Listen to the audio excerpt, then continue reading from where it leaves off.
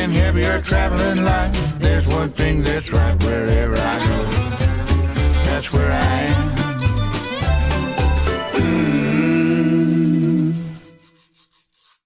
Mike says bye. Bye, Mike. I did not.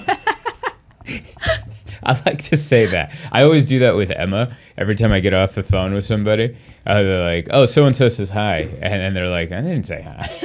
And then I do that with you. Emma says hi. Oh, yeah, like, I did that with didn't my say mom because you weren't saying hi, and then I was like, "Oh, Zoltan says hi." Yeah, and I'm like, I didn't say none of that. I never say hello. Oh, is he still within earshot? No, he just left. Okay, good.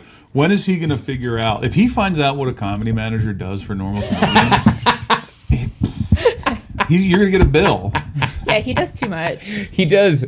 I tell him all the time. It's not some secret. We just hung out in Portland, and this is going to be part of the episode, but we're going to sing the praises of Mark and Surf Dog, even though it makes him cringe. I can tell every time I praise him, he goes, ah. But he does, because I have friends that have up there comedy management, like historically big comedy management. I won't say their names because I actually can't remember them. I'm the worst at remembering who the big... I just recently learned who the big agencies are. Like, I just recently learned that, let alone the big agents. Other than the one I have, I don't know any of them. But managements, I don't know the names of. But I have friends that are with these companies. They don't do anything for them. I mean, they do a lot for them, but they're not coming over to the house. They're not editing they're not calling Mike to make sure that a guy his mic is dialed in and is blah blah blah and blah blah blah. I don't want to sell out my manager, but I had my grand opening party for the studio, finally got it ready and had a bunch of people up, and my manager came, and when I sent him the invite, this is how the difference. Pete, love you. You're a great guy. But this is the difference. I got onto a Zoom with you, and your manager's on his hands and knees getting wires done. And the response from my manager when I sent him the invite, he goes, "Oh, Mike, it's so funny you sent this. I've been thinking about you the last couple of months, been meaning to reach out." So you see the difference in service. I could text him, he'll text me back, but it was, Pete's great, but I was like, that's funny. I've been thinking about reaching out to you, like someone you went to high school with. I've been thinking about you a lot lately. Been meaning to reach out. Like someone you went to high school with. Didn't we used to eat together in the cafeteria? We should do lunch. It's like, yeah, you rep me. Yeah, maybe we should do lunch. That's so funny. But great, whoever this Pete guy is, I like him. I'm sure he's a great upstanding guy. Individual. He uses stayed the whole party. First one in, last one out. Hey, that's what you want. And I'm still drunk. So, are you hungover from the podcast studio? Yeah. Nice. Oh yeah. Nice. I bought too much beer, and I was like, someone's got to finish it. You're at home right now? Yeah. I've been. It is. What is? Oh, is that a mug from the podcast? Becca's. Oh no, this is. I don't want to. We don't have to promote the sponsor, but they made her mugs. One of her sponsors. Oh, Corporate Tea. Called Corporate Tea. Oh, we won't talk about them. They don't pay us nothing. Yeah. By the way, we have 0 sponsorships in case anyone owns a company and wants to throw money away. Yeah. If anyone's looking for a major tax write-off, throw money at us. Mm-hmm. I mean, you won't get anything back. Yeah. We promise not to generate revenue for you. And then you can just wash that money. So, mainly we're looking for companies that are running on the edge of illegal, We make $0 right now for this podcast. Last time, we have a decent amount of YouTube revenue. And by decent, I mean $60. And that's pretty good. That's pretty good. Where's my 30%? 33.333%. That's what we were trying to figure out, because we're all third owners of this thing. And then I'm like, so do we do it at the end of the year? But then YouTube videos can get more views later. So we have to break it down and then mark the number at the moment we paid and then see what gets added to it after the fact. How do you guys, you're in the podcast game. How do you guys do it? Well, right now I'm in a fight with one of my YouTube has a bunch of money from ad revenue in it, but I can't get it out because they're like, you got to upload your tax forms. And I do. And they're like, these aren't the right ones. I'm like, this has been 2 years of me trying to get these tax forms. And every time they're like, no, you don't have the right information. I'm like, it's one sheet. Wow. Like, how am I screwing this up? I'm an idiot. How am I the one not getting this right? So I'm gonna have to make a phone call to YouTube. Dude, people that hold your money. Oh, it's YouTube holding your money? Yeah. Whoa. And they're like, we'll give it to you, but we're gonna pull like 40% out in taxes until we get your tax rep. So I'm like, leave it. I'll figure this tax thing out. Wow. I've noticed anytime a company holds your money, they're really good at it. You know, like I just got a Chase card, and because we're gonna travel, and American Express is not accepted everywhere, much to the chagrin of their commercials, where they're like, you can use it anywhere. That's not true. But the customer service for American Express is amazing. Top notch. Customer service for Chase, I might as well be trying to call AT&T to get like $10 back. It's the hardest thing I've ever done. You're calling Singular Wireless, which is like, what? That company's been dead for 15 years. It took me 45 minutes. How long was I on the phone yesterday? Like 45 minutes to an hour? For the problem that I was trying to resolve to not get And resolved. you kept getting transferred. I kept getting transferred. Every question you asked, they're like, I'll transfer you for that. Yeah, we don't have... Whatever your problem is, they don't have a button for it. So you end up getting sent to somebody else, and they're like, that's not my department. Let me send you to this other guy. And then they send you to that other guy. And essentially, I spent 45 minutes to an hour on the phone to resolve my problem with a maybe. That was the resolution we got out of my question. Maybe? And then I told Emma as soon as I got off, I was like, I bet you if we jacked up 10 grand on that credit card and didn't pay them, they'd answer my call. Oh, yeah. They'd be like, hey, Yeah, where the hell's for our sure. money? And I'm like, what? I love when you call customer service and you ask something, they go, that's a great question. I'm like, has no one ever asked you that? How am I the one? Am I the first one? Huh. Okay. Cool. Anyway, welcome to the podcast. I was on. Go ahead. I was on. We're in. Yeah. Go ahead. No. Intro. Sorry. Welcome. I just get so jacked up. This is my favorite time of the week, so I'm pumped. I just never do a proper introduction. I'm like, what kind of show is this? It just do starts. It. I'll shut up. Welcome to episode 4. Okay. So 402. This week in Zoltan, I got Mike drinking corporate tea. I got Emma, hair straightened, looking beautiful as always. And I got I'm Miso drinking. the cat rubbing my feet. Drinking old Japanese men. Yeah, look at that mug. There's a bunch of... Do you know who those Japanese characters are? No. Oh. Where did you buy this in Japan? You guys. Hey! So cute. Since I'm home, you guys get to meet Sandy. Oh, Sandy.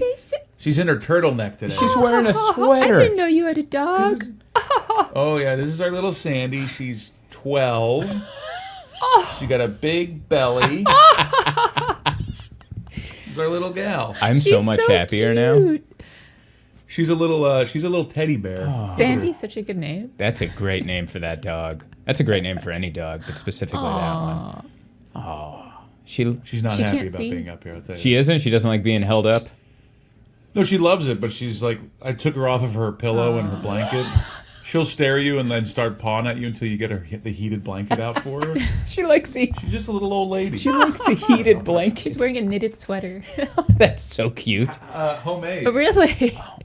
Becca's mom made it for her. Oh my god. Homemade knitted sweater. I think Turtleneck. this is what happens with moms. Moms end up getting to the age where they're Yeah. like, "Oh, what's that? You haven't had kids yet? Well, I'm knitting something for somebody, and I'm gonna knit something for that dog." I think that's what happens.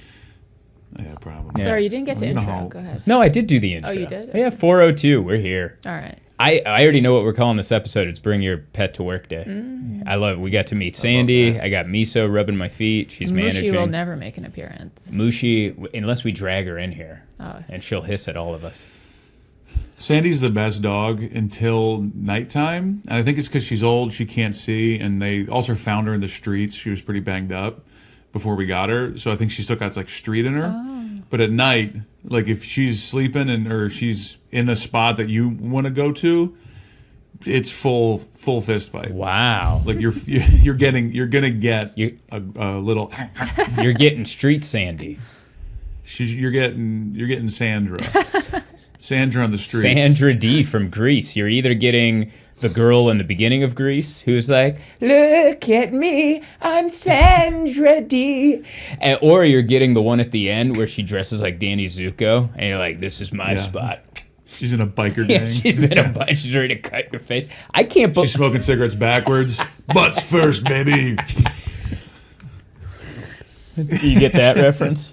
Oh. Ew! That was Andrew Dice Clay. I can't even reach around my head. Is that how big my head is? I can't do it. I think it's the headphones. Well, you know why? Because you're not doing it the way he does it. How does he do it? You gotta pop it. You gotta pop it before you lock it. Because it's not just this. It's this. Oh. So that gives you that extra. Yeah, that's straight. Oh. Oh my God, you're right. Yeah. That is Power. insane. Was Andrew Dice Clay into yoga like before yoga was hot? I'm sure. I think he opened up his like carpal metal shoulder pocket. Yeah. Do you think? You imagine Andrew Dice Clay doing like, what's in the bowl? I don't think he was doing that. Do you know I have a personal beef with Andrew Dice Clay, and he has no idea who I am. Sure. He's kicked me out of 2 green rooms. One of them he doesn't even know he kicked me out of, and then the other one he did it to my face by going, I don't know who you are, I don't want you in here. And I went, all right, and then I left. And then the second one, I guess I should tell that story first. I was working with Rich Voss at Brad Garrett's comedy club in Vegas, MGM, and What do you think? You can make it in comedy, stupid? yes, that's what Rich Voss sounds like. Rich Voss is Well, they put mustard on this burger. What am I, an animal? I love Rich. That guy's nuts. I love Rich. He is nuts. He's OCD. He's very he's germaphobe. Big germaphobe. But he's also in recovery. He used to love smoking crack. And I was like, how are you a germaphobe and a recovering crack addict? And he was like, I had the I had the cleanest pipe on the streets. Like he was very into it. So anyway, we're working together in Vegas at MGM, and I was telling him I live in San Diego, and at the time the Laugh Factory had a seasonal room on Coronado Island, and he wanted to go because he likes to golf. And I'm like, why don't we go over across the way to Tropicana? That's where the Laugh Factory Club is. You can talk to Harry Basil, and then you can get it booked. And he's like, yeah, I looked on the website, and Andrew Dice Clay is there. I don't want to go over there because him and my wife Bonnie had like a beef on the radio. And so he's like, I don't know if we're good. And I was like, we should definitely go, because now I'm in. Now we're for sure going. I was like trying to stir the pot. I'm like, we should go. It'll be fun. So we go over there, and the green room, I mean, that hotel just got torn down, but when it was open, that green room had giant double doors, and we went inside, and there was Andrew Dice Clay smoking indoors in the green room with a shady looking guy, and then another guy standing in the back, and then just weird music blasting, and there's just cloud. It was like we walked into 1988. That's what it felt like. And I was like, what is this? And Harry Basil runs over to us and goes, no, Dice doesn't want anyone in the green room. Get out. So he kicks both me and Rich Voss out. Rich Voss is like a well-known comedian. It's weird to kick him out. So now we're both in the hallway, and the double doors close, and he looks at me, he's like, did we just get kicked out of the green room? And I was like, I think we did. And then after 5 minutes, we're just still standing there, and even security came by, and they're like, they didn't let you in? And Rich is like, I don't know what this is. And then after 5 minutes, the double doors just magically opened. No one opened them. They just opened with the power. I think he went, yo, and then it just opened. It was like the clapper of doors, except you yell yo, and then it opened. And then we look at each other, and he's like, are we allowed to go in? And I'm like, yeah, I guess we're allowed to go in. So then we go in again. Now Dice looks up, sees Rich Voss, and goes, I know him. We got to give him 5 minutes. And then he gets up, shakes his hand, looks over his shoulder, sees me, and goes, I don't know who you are. I don't want you in here. And I was like, fair enough. And then so I got kicked out of the green room twice. That's in one. So mean. In one. I looked, in his defense, I looked a little excited. Because I was like looking at a comedy legend, and I'm like, whoa. And he was like, You had on a leather coat in 102-degree weather. No, I never heard of you. I had fingerless gloves. I had my finger. Yeah. And so he kicked me out twice. And Rich was very nice. He only stayed for 5 minutes, and he came out, and he's like, I'm sorry that guy kicked you out. What a jerk. And then we left. And then the second time, you were actually with me. We were doing Off the Hook Comedy Club in Naples, Florida. Oh, yeah. Remember this? And I was doing the late show. It was like a Friday or Saturday. And I was doing a 9 o'clock show. Dice was doing a 7 o'clock show. So his show was over by the time we showed up. It was all cleared out. But I guess he didn't leave the green room. And the manager, the owner over there, his name is a guy named Captain Brian, just to make things a little more peculiar. And he prefers you call him Captain Brian. He goes, "Hey, I'm sorry, but Dice isn't leaving the green room, and he doesn't want anybody in there, so you guys just have to sit out here." So we just sat in the showroom off to the side with all of our crap, and I'm just like... And Emma doesn't know 80s comedy. She's like, who the hell is Andrew Dice Clay? Who is this guy? That was rude. Yeah, it was rude. And I was like, well, he sold out Madison Square Garden in 1987 or something. Yeah. And so it was a big deal. Also, a Dungeons and Dragons podcast just sold out Madison Square Garden, too. So cool. It's never meant less to sell out Madison Square Garden, which is crazy. That's 20,000 seats. Yeah. That means someone... And apparently they have really bad deals. You make so little money. Really? They do. Yeah. Because it's a prestige thing. Radio City, Madison Square Garden, like you make nothing. Wow. Because, WWE, for example, for years stopped doing live TV events coming from Madison Square Garden because the fees to air a broadcast from that venue was more expensive than they could make off the event. So they would still do shows there, but it wouldn't be recorded. Right. But if they wanted to put it on TV or pay-per-view, they can't make money off of it. So dumb. Yeah. Anyway, that got really into business. Andrew Dice Clay kicked me out of 2 green rooms. The second one, he didn't even know he did it. And his Instagram is great, though. Do you ever watch his Instagram videos? No, what's he do on Instagram? It's just him going up to people and sometimes other celebrities and just asking them, like, did you say you wanted a picture with me? And they're... Were you the one waiting for the picture? And they're like, what? And he's like, nah, for me, for the picture. You was asking for a picture for me, right? And they're like, well, I don't even know the hell you are. Oh, because I thought you was waiting for the picture. Like, it's perfect. It's very self-effacing. It's fun to watch. Well, at least he's self-aware. But then there is that part of him where he's like, this is my green room for the entire night. Yeah. I don't care who this Zoltan is. I don't care if he needs to put his luggage He's down. got his luggage open. He's got a CPAP machine on. What the hell's going That's on? what I had my luggage sprawled out in the middle of a fish restaurant that's also a comedy club. And then I'm like, oh, God. And people are coming in. Hey, I think that's the guy. And I'm like, hi, how are you? Yeah, Dice has the green room in the back of the kitchen, so I can't go back there.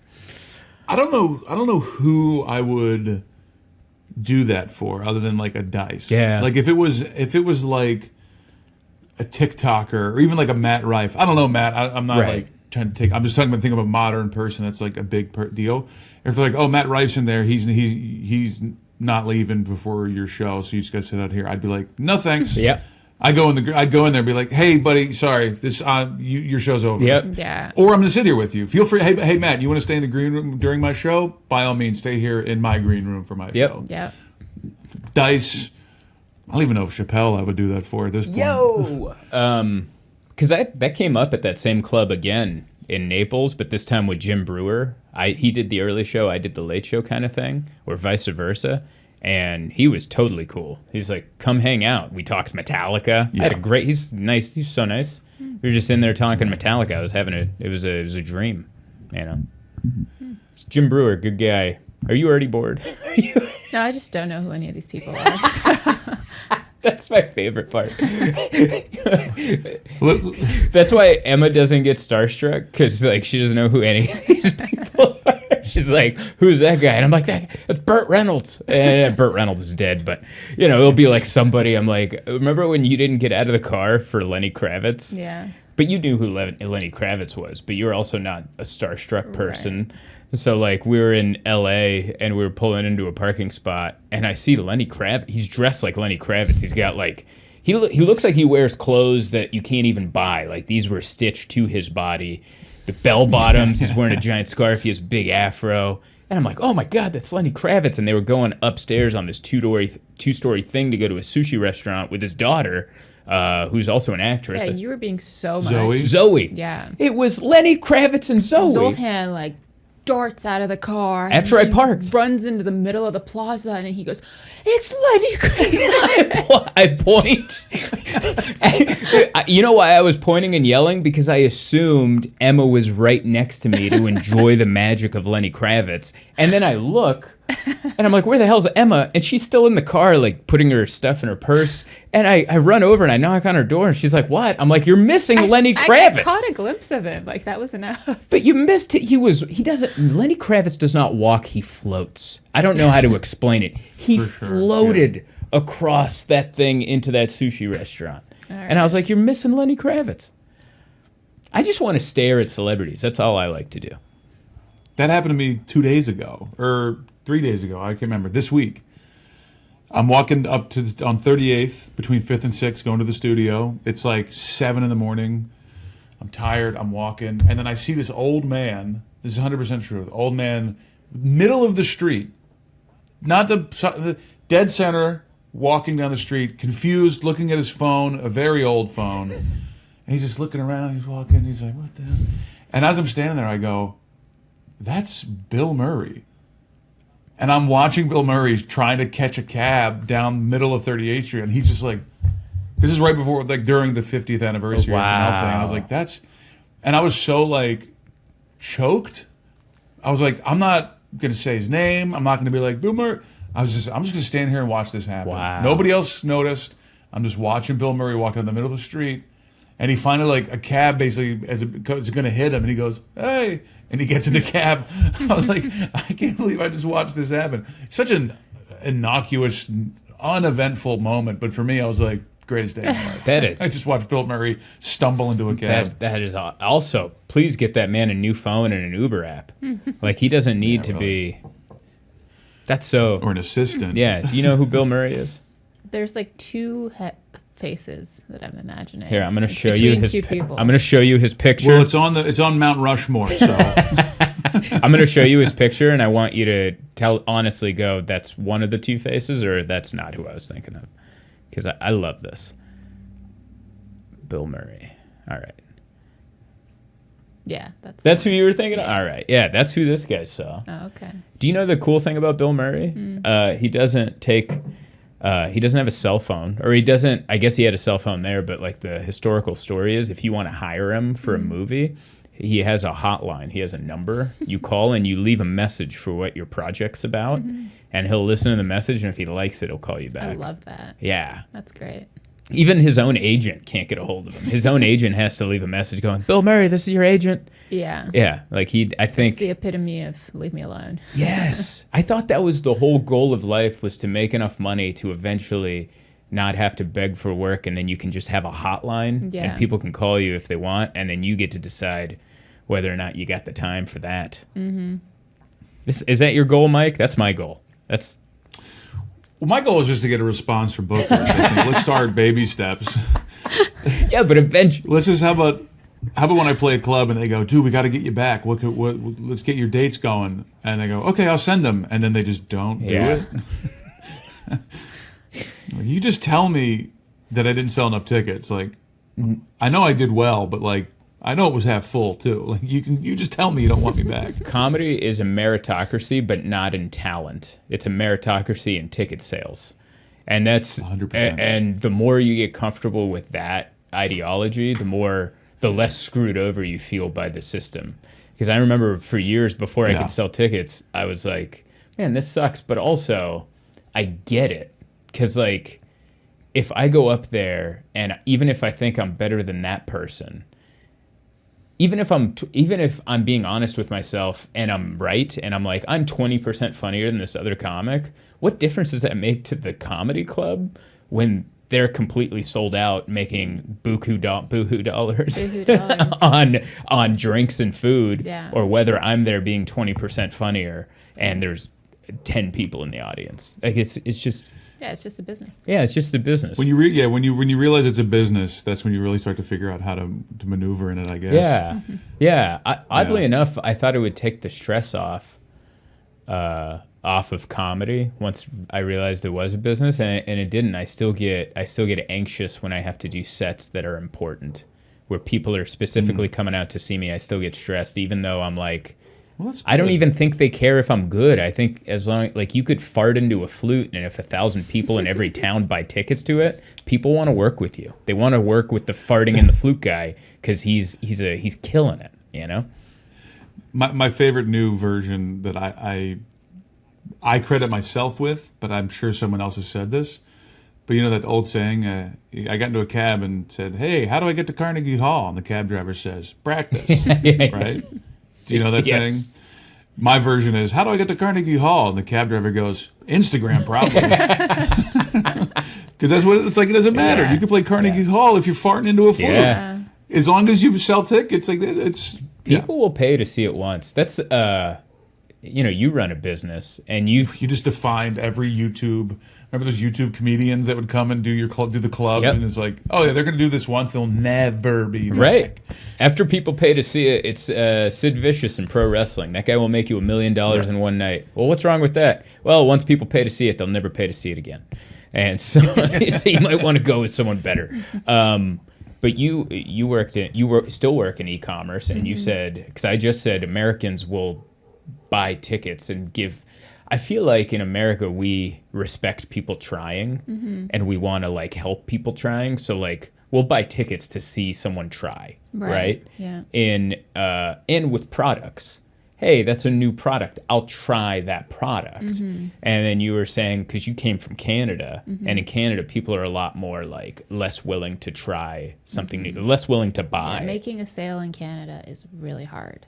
Like, I mean, the population also has to do with it because it's less of a population, but like selling in America is very easy. It doesn't take a lot.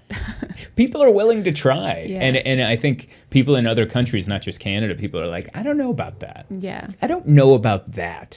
Let's see if some other people have it before I go into that. Yeah. Yeah. I had a follow-up to that, but I guess I blew it. Oh, so this is what I was going to say. Sometimes when it's a tough crowd, Yeah. like I did a 3:00 show in Eugene, and in Eugene, Oregon. Already sounds fun.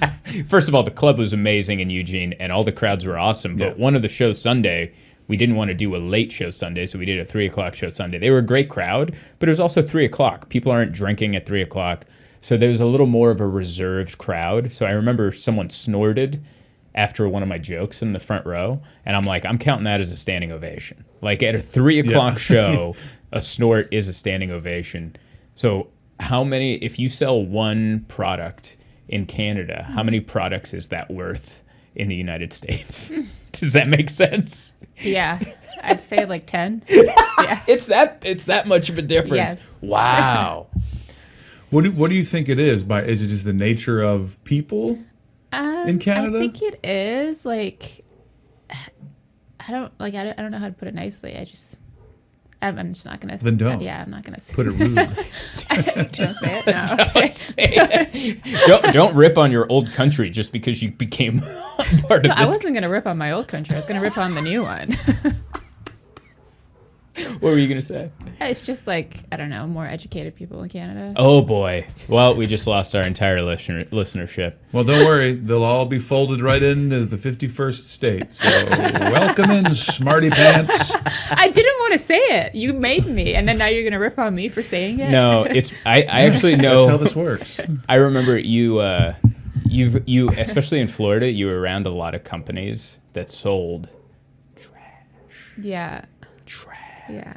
Like legitimate trash. And you would intermingle with these people at like parties and stuff, and they Yeah. would tell you what they sold, and they would tell you their sales, and you're like, how? Yeah. How do you make that much money selling Yeah. trash? And it's most of the sales were in the United States. So I think we just have, but I'm going to go back and give it more of a positive spin. I think we're more willing to try new things. Like, do you have any idea how many times I've tried to buy comfortable airport pants? Like these that I'm wearing right now. Do you know how many I have in my closet and how many I've donated to Goodwill because I saw like a commercial or an ad on my thing, and I'm like, those look like the perfect airport pants, and then they show up and they're just made of tissue paper, and I'm like, get rid of it. But I tried, I gave it an attempt, and I think people in other countries are more like, that's probably going to be a bad product. You try a little too much because sometimes I tell you, I'm like, I don't think there's ever been a pair of pants that you've bought on the internet that you've kept ever. I'm like, why don't you just stop buying pants on the internet and go into the store and try it on? Because, you know why? At the store, I have to have that moment where I come out of the dressing room sad and I hand it back to another human and go. And I don't have that moment at home. At home, I just get to go, damn it. And then you're only there and you love me no matter what. And then so you're just like, what happened? And then I tell you. And then that's the end of that. And then you say again, and then I go, whose side are you on? And then we end up arguing about something else. Oh, yeah, we did. It builds, and then it all. Do you guys have that where you like you guys are? It's not even an argument, but something starts something, and then next thing you know, you're arguing about the mail, and you're like, "How did we get here?" Oh, yeah. I mean, that's every conversation I think ever, right? Hey, you eating dinner tonight, or should I get dinner on my own? Well, I don't know. You don't want to cook? It's not. Well, I don't know. You didn't do the laundry today, so I guess assume you also don't want to cook. So can you just be mad at me? Just pick a being mad at me. I'll cook if you want me to, but if this is about the laundry, then I'll make it about the fact that you don't put your trash away. You got little trash all over the apartment, and now all of a sudden we're calling this about summer camp and canceling dates. You know what I mean? Listen, just cut to the chase and cook the laundry. You know, if that's what it's going to come down to. Just put the fish in the dryer. And let's get it over with. Get it done. Let's move. Oh, God. That's so silly. That was. But I had a... go ahead. I was going to say earlier, we were talking about customer service. I just remembered this. I had alternate side parking today, and I had to drive the car around because I was looking for a better spot, couldn't find it, so I'm waiting on my street. But I turned the car off, battery on, so I can charge my phone, because I fell asleep on the couch last night. I was drunk, but it's like 8 degrees here. Jeez. So leaving the battery on for like half an hour, battery's gone. I tried to start the car, but it's one of those push starts. Yeah. So you can't kind of half crank it and then it goes, right? It's get on the call with AAA. They can't find my account. We can't find this. Every person goes, hold on 1 second, let me try something. Literally puts me on hold, then immediately goes, thank you for calling AAA. Press 1. That's the worst. 3 times. It happened so many times that after the 3rd time she put me on hold, I was like, let me just see if the car will start. Start right up. I was like, customer service actually helped. Bad customer service led to me not having to get a jump. I was like, this is actually, I don't know whether to be upset or happy, but the car works now. That is the downside to the push start. You can't because that's part of the magic of having a car that you can Yeah. Because when it finally turns over and it starts, it feels like you did it right. Like you figured out the cheat code, and you're like, well, did you flex your forearm while you cocked it? And then did you pump? Did you just floor it, or did you pump the gas? Because that's also a big difference. And then you feel like you were involved. You're like, I think I might be a level 1 mechanic at this point, if I can ga with the pump, and then vroom, and then you're out of there. You're still going? I'm still. I could tell you were about to say something. But yeah. I had a good week. You did? Yeah, I had a good week. This episode is going to come out way later, but I was in Portland and Eugene, and they had a giant snowstorm, kind of like Denver. Mm-hmm. Where I came in and I was like, I had a lot of messages going, is the show canceled? It was one of those, you know? Oh, wow. And because we had, you guys got a bunch of snow, didn't you, in New York? It snowed and then it stuck around, but then it was just pure blistering cold the last couple of days. Yeah. Beautiful. Like sub 20s. Yeah. That's when my knee stopped hurting when we moved back here. I realized it was a cold temperature knee pain because when it would get to the temperature he's talking about and I'd leave our apartment and go down the stairs for the subway, my right knee would just lock up. And I'd be like, what is that? And it was, when it gets cold enough, my knees are like, yeah, you got injuries down here that you don't even know about. But yeah, last week it was snowing in Portland and Eugene, and then I had to drive up to LA in the rain. and it rained so hard. We had an atmospheric river. That's what we had. And which sounds like an exaggeration until you're actually driving in it and you're like, I think this might be an atmospheric river. Like, this is the most amount of rain I've ever seen. That also sounds like a nu metal band. Atmospheric river. 4-minute intros before they get to the lyrics. The son of the drummer from Rush is also the drummer of Atmospheric River. Atmospheric river. Oh, she's already yawning. She's out. She's out. Don't let me tell you my wrestling story. But I had this 4-hour... Because I have one. Oh, you got a wrestling story? Let's do it in the next episode. All right, we'll do it episode 2. We also want to hear about your CPAP. Oh, it's not working. it isn't? Doesn't work. What? Something's wrong. Did we not talk about this last time? No. You told us you're about to start using it. All right, hold on. You talk amongst yourselves. I'll be back in a All right, moment. I'm going to Finish your finish story. the story. Sorry for interrupting you. You know, sometimes this feels like couples therapy. Sometimes this feels like couples therapy. And you know who our therapist is? The Mike? camera. You'd think it would be Mike. Mike's a commentator, like he bought a ticket to couples therapy. But the real therapist is the camera. Yeah, Mike's just having a blast watching us argue. Do you know? You can't trust a therapist. Okay. What? This is not your therapist. That looks so ridiculous. It looks like you're wearing it wrong. Thanks. It doesn't feel ridiculous. No, I'm not. I'm wearing Poor it right. Becca. Why is there a tube at the top? It's because this way this is so you can sleep wherever you want, It looks right? like you're going snorkeling. I feel like I'm drowning. This look, So this is actually pretty tight. This is where you can lay on either side and the tube doesn't get crinkled up, right? Here's the problem. This is not working. This is supposed to exhale, so every time I breathe out, it's supposed to go out here, but it doesn't. It just goes right back into the tubes. So every breath is, because you're not supposed to use your mouth. They actually gave me a strap to shut my mouth because they don't want you Can breathing you show in or us out the here. strap? No, because I haven't taken it out because I'm not a crazy person. Unless Etna's listening, then I wear it every night. But I breathe out. But then my first breath in, back, is all that carbon dioxide. oh my God. So literally every breath, I'm like, Yeah, that thing could kill you. well, apparently some people get carbon dioxide poisoning. Whoa. And they're like, they're like, you have to wear it for 4 hours a night or the insurance is going to take it away. I was like, well, that threat seems a little bit ridiculous.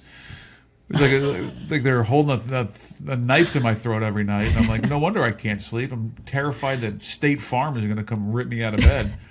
But now I call. So, and this is the worst.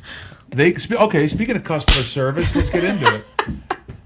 I got a call. They're like, hey, this is the place that gave you this thing, the CPAP. We just wanted to check in, see how things are going. I go, funny you call. Not great.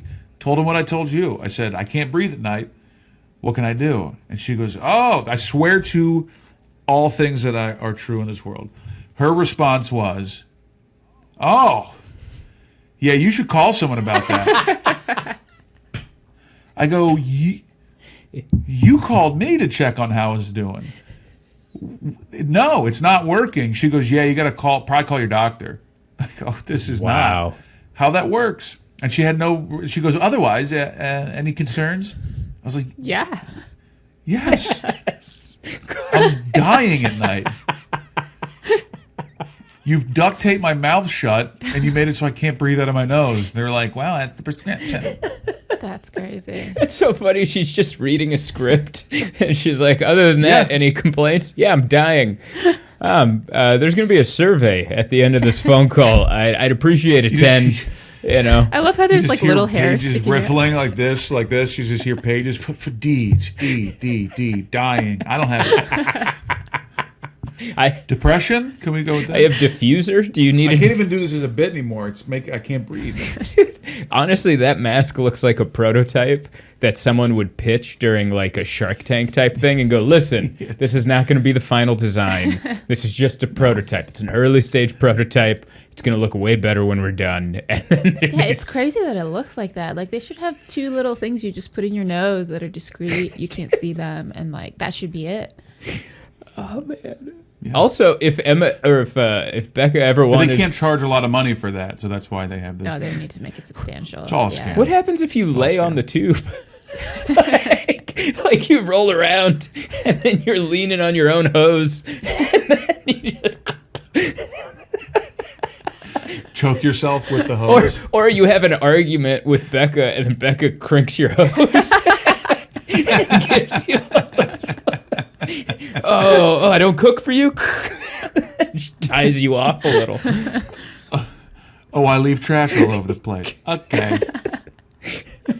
That'd be such a so stupid. Like a married couple that's been together 60 years and they have a lot of deep-seated hatred that they don't talk about, and the wife just stays up while the husband has a CPAP machine and then just chokes it off, and then he's like, and then she's like, and then again, and then, How'd you sleep last night, sweetie? I had some bad dreams.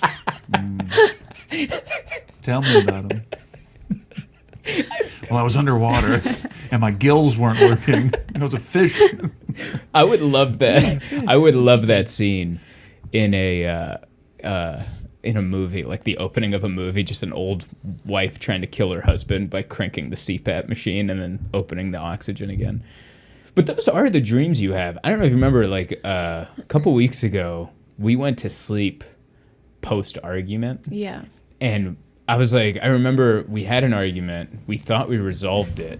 And then when we talked about it calmly, we realized we were not on the same page, and the argument reignited. Mm-hmm. So then we ended up going to sleep unresolved. Mm-hmm. And I remember that night, I had a dream that I was driving the car I had in high school, the 1975 Pontiac Firebird. Mm-hmm. And I had to gas it up, and I couldn't find the gas nozzle.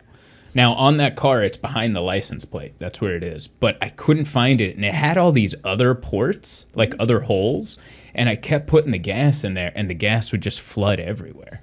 And then I'm like, how about here? And there was just gas everywhere. How about here? And then the gas was everywhere. And then I looked, and I had spent like $250 just flooding the gas station floor with gas because I can't find the nozzle to figure it out. And then when I quit, it ignited and I was on fire. Mm-hmm. And I was like, and then I woke up and I'm like, what did that dream mean?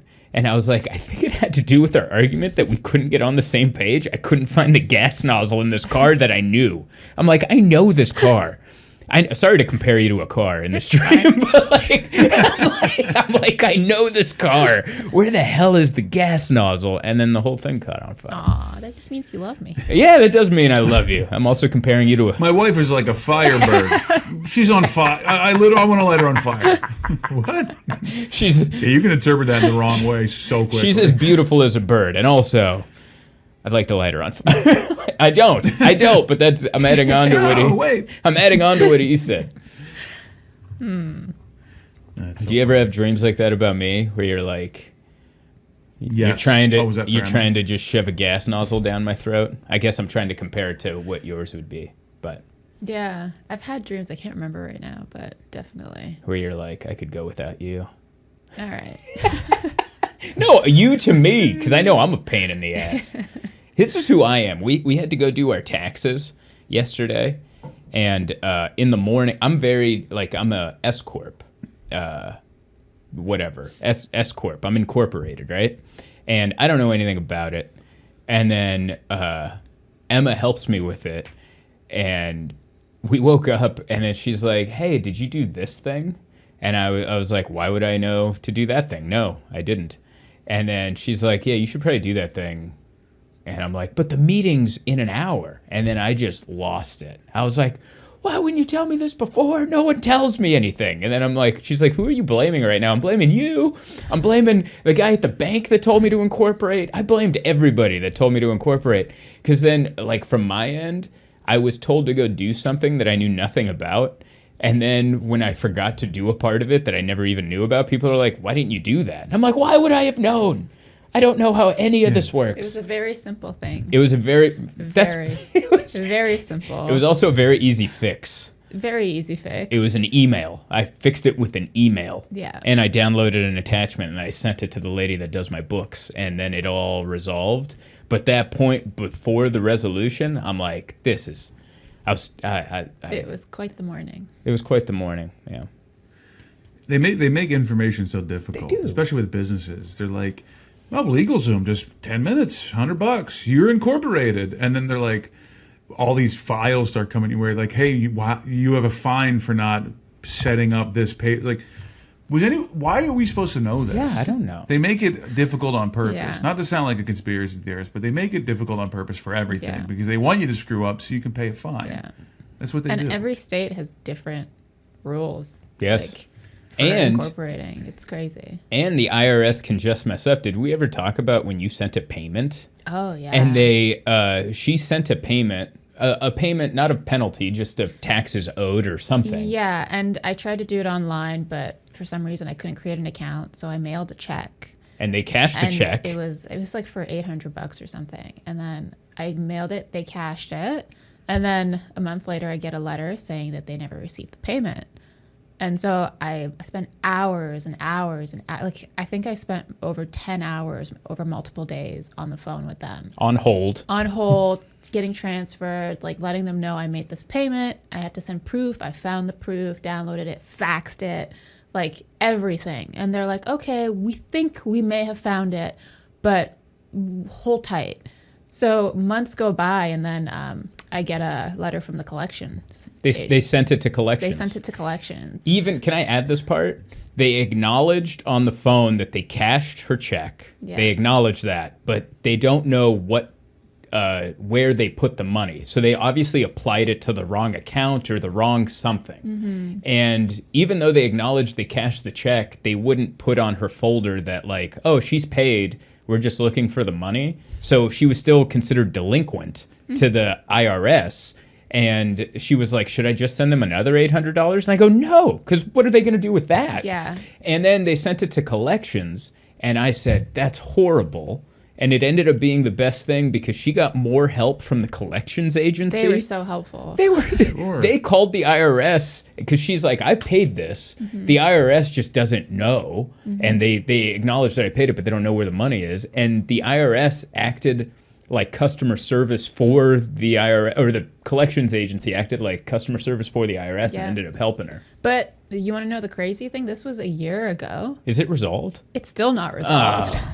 Like, they're still trying to like clear the payment and like, but yeah. I feel like with the IRS anymore is I file my taxes and I just wait for a letter going, "Hey, you still owe us more." And I go, "All right, I'll pay that." Like, if you knew at the beginning why, I mean, that's the old hack thing, but like, you know how much I owe you. Just tell me and I'll pay it. Just tell me how much I owe you. Here's my one bank account that you also have access to, I think. You know how much money I have. Yeah. Just tell me what of this you think is yours, and then I'll send you that. I would like them to open up my bank account. I want the IRS to call me with my bill, and then as soon as they say how much they owe me, then they open up my bank ledger, and then I go, "Where do you think it's coming from? Where do you think I'm moving money in and out of this? You think I'm keeping this account empty for no reason?" Yeah, that was a fun moment yesterday with our accountant, or what's he called? He's not an accountant. CPA. He's a CPA. Yeah, that's an accountant, I think. But he was like, so. Last year. Certified professional accountant. Yes, that's exactly what that is. But he's like, "Oh, last year you said you filed that you had you made like, I think I made $12 on Robinhood." And he was like, "I don't have your 1099 for Robinhood this year." So I had like dug through. It took like 20 minutes. I'm digging through all these emails. I'm like, "Where the hell's my 1099 from Robinhood?" Then I finally found an email that said, "If you made less than $10 off Robinhood, we're not sending you a 1099. And then I had to out loud go, "I made less than $10 on Robinhood." And then my CPA, who's like kind of a cool guy, I bet he's into crypto, moving money around. He just looked at me. He was like, "All right." I was like, "Oh. Cool." Ooh, that workhorse didn't really pan out for you, huh? Supposed to be the big new tech electric car company, and they you bought high, sold low. Perfect. Is that really the new car company? It was. Oh, and it fell. And then I got in on it. Got in on it early. Every stock I've ever bought has gone down. It's my relationship with day trading and stocks is very much like sports gambling. If I bet on your team or your company, it's going down, baby. I am the black cat of commerce and championships and winning. If I'm on your side, get out of the way. Sell immediately. That's what. Just not to call back to my manager Pete, but after the after my fourth sold TV show to a network, have I told you about this? You sold 4 TV shows? Yes. Whoa. I've done pilots for, and then in the room they're like, yeah, let's figure out let's get this done. The network folds or gets sold, and so he's always been like, hey, he started saying, hey, if you want your network to sell to a bigger network, give Mike a show, or you looking to get rid of your network, give Mike a show. That's so supportive. It is, yeah. I was like, thanks, man. Aren't you supposed to be helping me? If they still pay you when you sell a show. Right? Yeah, but it's not like you have to like actually see it through. So like we shot 2 pilots and then we did one like pilot presentation. And then they're like they pay for that. Right. But you don't take the money, you put all the money into making the pilot so that it's the best thing so that you can go to air with it. So really until you go to air with it, nothing really happens. See, I never understood that. Every time I would hear like comedians or people in show business say, oh, I sold a show, I was like, man, I wonder how much that is. Like I had that. Well, I think it's easier to sell I sold a show. Like you sell a pilot and then they make the pilot. So that's now you have a show. But it doesn't mean it's going to go to series. It doesn't mean it's going to actually see the light of day. It's just like, oh, they're interested. They're going to pay for this. That's cool. I mean, so that's what I mean when I say sold a show. So that could be misleading, but I don't know how else to say it. I don't know if this is the right way to say it. I've never sold a show, but I've had people smell a show, and by that I mean I tell them what my show idea is, and they kind of go, and it looks like they smelled. They're like, oh, I smell that show, and we're gonna pass. I accidentally fed them a lemon a show. I don't think so. I don't think that's what we're gonna do. What was remember I had that show idea where I was like, I find my dad, and we turn it into a reality show. Like it's like me finding my dad, and this is uncomfortable. I don't even want to do this in real life, let alone on camera. But I was just like saying stuff out loud. I was trying to think of my life, and I'm like, yo, what if I like hunt down my dad through like my mom's information and gypsy genealogy or whatever. I find him playing the violin at a subway station somewhere, and I'm like, you're my dad. What was the name of it? I don't think I had a name. I was like Finding Dad or something. I got what one. Do you got? Zoltan the Daddy Hunter. Dog the Daddy Hunter. But then you can find your dad, but then you can go help other people track their parents down. Oh, that's so true. Man, I'd watch that. That is an interesting show. I don't know if I'm the guy for it, but like the concept I think is interesting. Yeah. You know? You'd be the creator and producer. Yeah. I want to be Vince Gilligan. Like anytime I think of having a show, I'm not on camera. Yeah. I'm like the guy in the back going, that's a good idea. You should do this. You just named all my insecurities. Every time that they think of a show, it doesn't have me in it. Well, I do it. I went out for an audition for a national commercial series that was like, we need guys that are 6'5", around 300 pounds, that look like security guards for this big campaign. Didn't get a call back. Wow. I'm like, who else are you looking for? How did I not get a call? At least a call back for that. Yeah.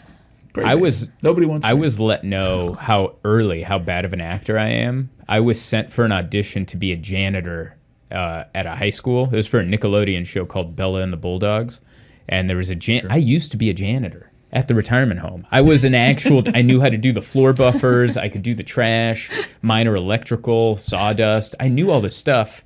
And then I went to the audition. They're like, I just don't see you as a janitor. And I'm like, I did. According to the government, I had a living as a janitor, but I couldn't act as a janitor apparently. And then she told me to do an accent.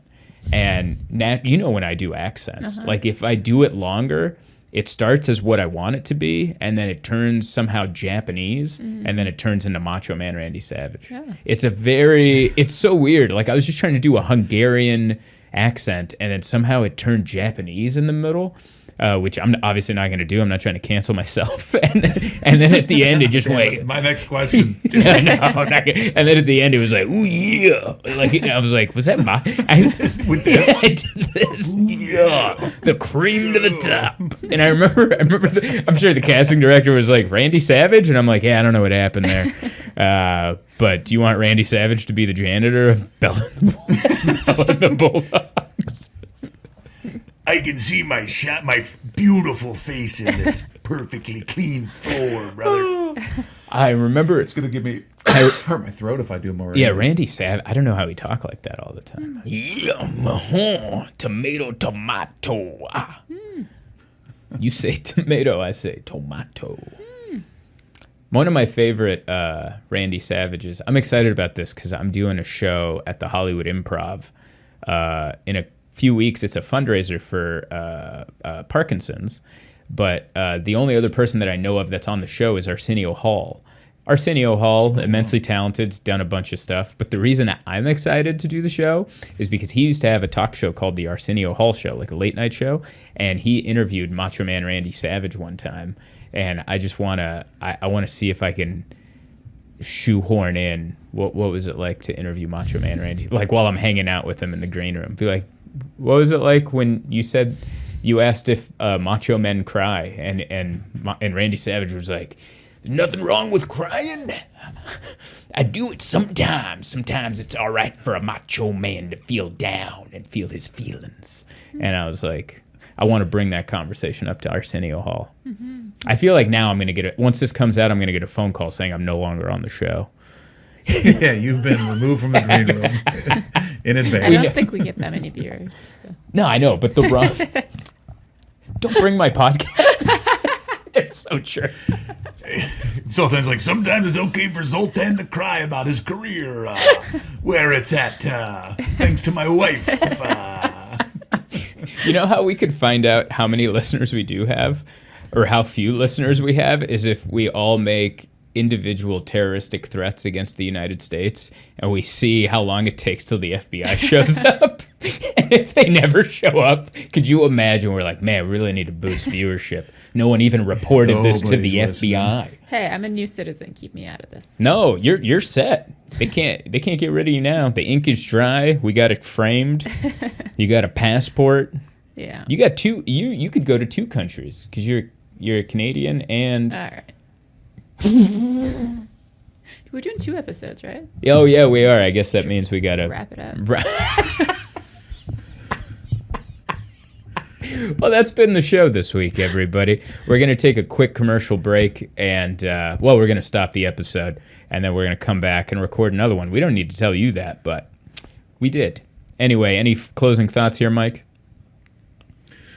Well, before we do the next episode, I got to pour myself another cup of coffee because I forgot to replace the Keurig pod, so now I'm just drinking like bean water. So I stopped drinking. I was like, why does this taste like hell? And I'm doing the old put a little water in the tussin. It'll work. I know exactly what you're talking about. I've done that many times. Well, anyway, thank you for listening, and be yourself. Trekking heavy or traveling light, there's one thing that's right wherever I go. That's where I